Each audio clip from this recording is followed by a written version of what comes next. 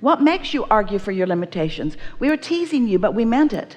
You knew you were doing it, and everyone in the room, or a lot of them, could feel you doing it. They could feel you holding stubbornly to a belief that isn't serving you. Now, let's let you off the hook right now. You're not really holding stubbornly to a belief that doesn't serve you. Law of attraction is dishing out to you what you usually think. You're in the receptive mode of that.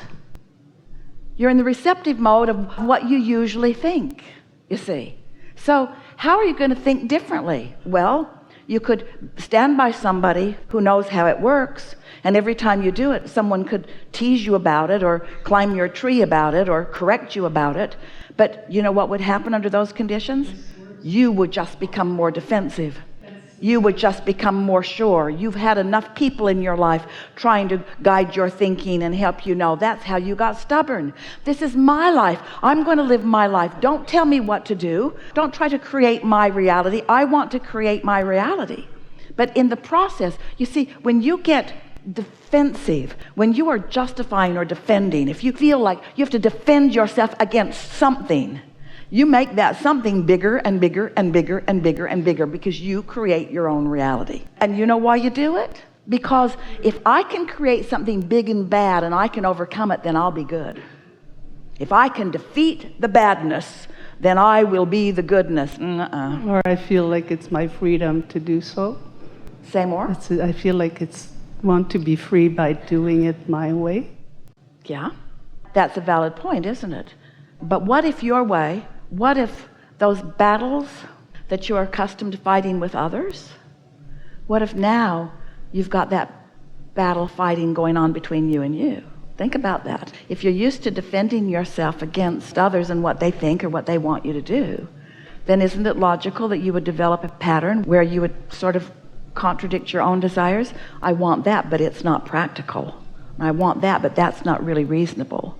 And I want that, but is that spiritual, or is that prudent, or is that acceptable? You fight this battle with yourself unnecessarily. But when you quiet your mind, there's no battle, because there's just the inner you.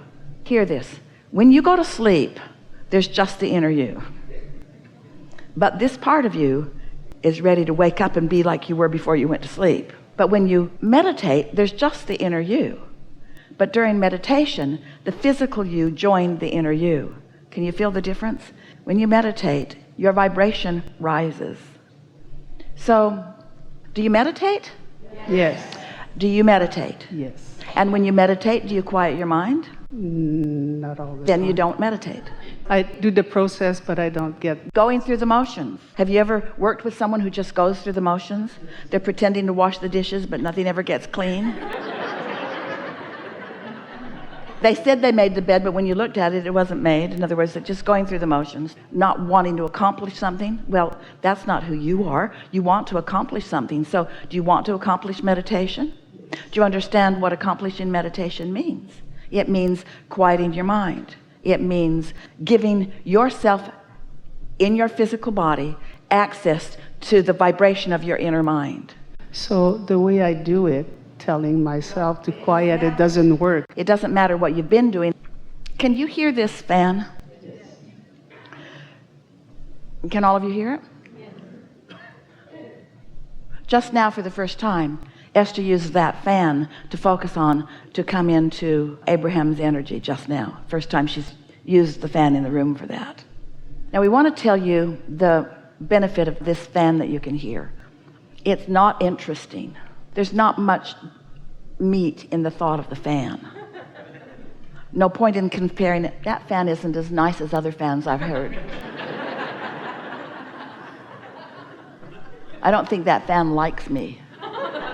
There are none of those thoughts. That fan let me down. No. You just can't really find a contradictory thought about that. In fact, that fan is about as void of anything to think about as anything that you might think about, isn't it? It's not interesting. But it is something to notice. Can you notice it? Yes. Close your eyes and just focus on the fan. And when your mind wanders, and it will, because there are other things in your mind other than the fan, just let the fan be the most important thing to you right now.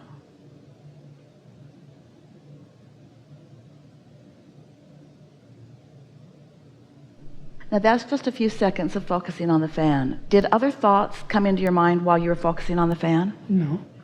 Did anybody just have a pure fan moment?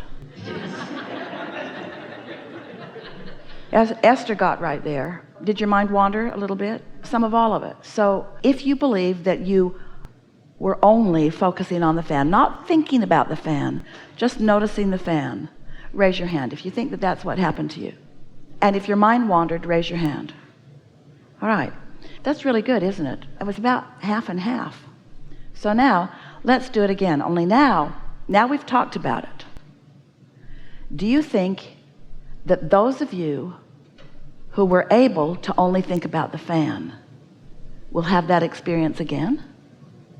And do you think those of you whose mind wandered, your mind will wander again? Probably, because now we've introduced a little conversation about the fan. In fact, we talk too much about the fan. We've talked so much about the fan that the fan isn't as effective as it was if we hadn't talked so much about the fan. Are you understanding what we're getting at? Getting bigger and bigger.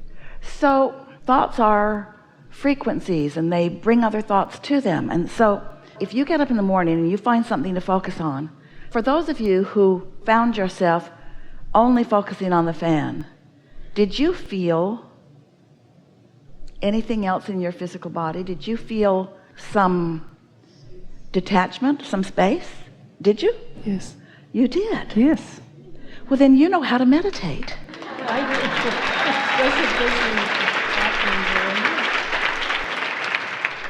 That's all it is. It's just doing that and not doing it very well, and next time doing it and doing it a little better, and sometimes doing it better than others, but knowing what you're doing and knowing what you're reaching for. Before long, it won't be more than 2 or 3 or 4 or 5 or 6 or 7 or 8 or 9 or 10 or 30 days into the process of doing that before you'll find the relief of a quieted mind.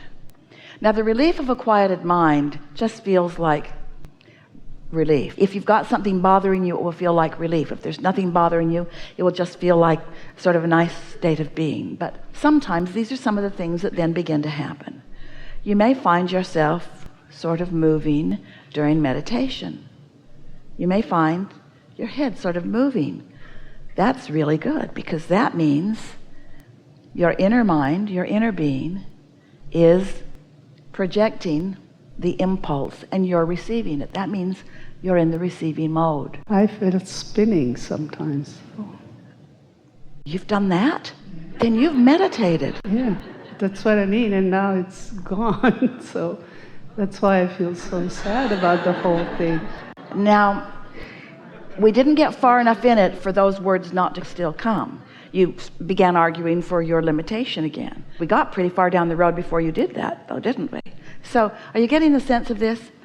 So you want to quiet your mind, because when you quiet your mind, you allow your vibration to rise to the equivalency of your inner being. Why is that a good thing? Because your inner being knows everything you want and is standing in that vibrational place as a point of attraction where everything that you want is culminating. And when you allow your vibration to rise and you find vibrational equivalency with your inner being, then what happens to you is you're standing in that same point of attraction where you're in the receptive mode, where you get impulses, so you get to witness your thoughts turning to things.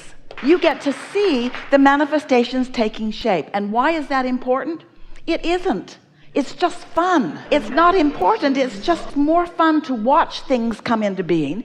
The most fun thing in the world. It is our promise to you, the thing that you will feel the most exhilarated about, the thing that will give you the most satisfaction and the most pleasure, is to have lived some life and know what you don't want and know what you do want, and have done it enough that you're pretty sure about what you do want. And then to meditate and quiet your mind, so during that time you're not clamoring in resistance to what you want, which means you're in closer vibrational proximity to it. And because you are in vibrational proximity to it, ideas and impulses come to you which you feel compelled to act on, which then show you evidence of the progress you're making. That is so fun.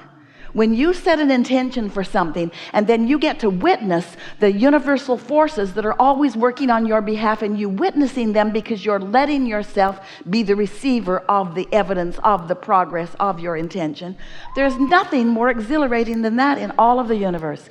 And there is nothing less exhilarating than to want something that you don't let in and then complain about it day after day after day after day, not letting it change, just letting the desire get bigger. Every time you complain about something, something, your desire gets bigger. So now consider this. This is a vibrational fact that you are ready to hear right now, maybe for the first time you've ever heard it. When you in your life are causing a problem to come into focus, you are causing a solution to come into focus. And who's focused on the solution? Your inner being. How are you going to get access to that? You got to find vibrational equivalency with your inner being before the solution's going to come. And if you're beating the drum of the problem all day, you'll never find the solution. We're not asking you to go into deep meditation and just stay there so that you can receive answers. We're asking you that 15 minutes every day you make a small effort or attempt to listen to something that is not interesting, to allow your mind to become inactive enough that your vibrational frequencies are allowed by you to rise to who you really are just for a little bit. And when you do that, things will happen in that day that would not have happened otherwise. You'll have insights in that day that you would not have had otherwise. Things will go better for you in that day that would not have gone better for you otherwise. You'll have evidence of the manifestations coming into being that you wouldn't have had otherwise. It's like play. You feel like joy. You feel like the interaction with You feel source. joy instead of stubborn. Yeah. You feel happy instead of tense. You feel eager instead of tired. You feel clarity instead of confusion. It's just a much better day. And let's say that some of you who maybe haven't been meditating or have and then stop or don't do it regularly, let's say that our sales job has convinced you that this might be a good idea because it's the only way. Because law of attraction won't let you loose otherwise. So let's say we convinced you and you began meditating and you began noticing that on those days that not only did you just feel better, but there was more fun because there was more evidence of you allowing the universe to work on your behalf. So you feel a little more blessed, you feel a little more understood, you have more fun. It's a better day. And then let's say you wake up on a morning, you didn't plan it very well, your phone started ringing and you got into the day and you didn't meditate. And that day is a different kind of day. That day sort of sucks in subtler ways. But then on another day you meditate and it's a better day. And then you meditate and it's a better day. And your days get better and better, and then you don't meditate and it's not as good a day. And you put it together. Receptive mode on Monday, not receptive mode on Tuesday. Receptive mode on Wednesday and Thursday and Friday. Saturday was awesome. Sunday, I slept in because I was drunk last night, didn't meditate, and didn't go very well that day. In other words, you start noticing the correlation between you allowing yourself to find your receiving mode and you not allowing yourself to find your receiving mode. And then you start noticing, maybe saying it only to yourself and maybe saying it to others. When I meditate, it's like there's a whole cadre of assistance that follows me around. It's like there's someone that is moving ahead of me, just getting things out of the way. And on days that I don't meditate, it's more like I'm out there on that raw and ragged edge all by myself. Because it's attraction, attraction, attraction, attraction, attraction. And so this is the question that we want you to put to yourself, and we've never talked about this with any group ever before. We've never said it this clearly.